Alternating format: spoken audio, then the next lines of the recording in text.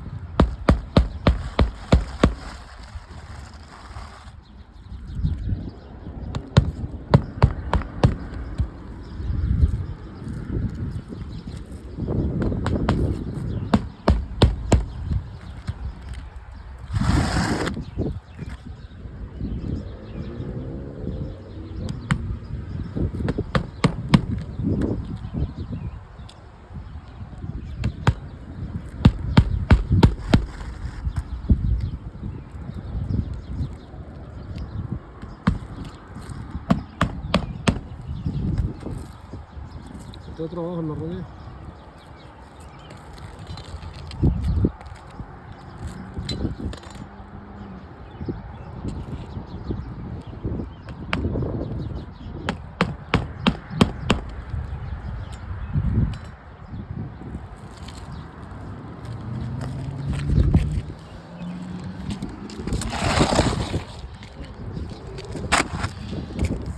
This is the shingle that we removed from the damage. This is where the tire was on. It came off. Now this is the shingle that I tried to remove also. There's some members there. right there. Nail is on. The nail is on. The nail is on. Nails are on. And nail is on. This is the shingle below, where part of the shingle stayed on the bottom shingle. This is what is not going to hold to seal this shingle down.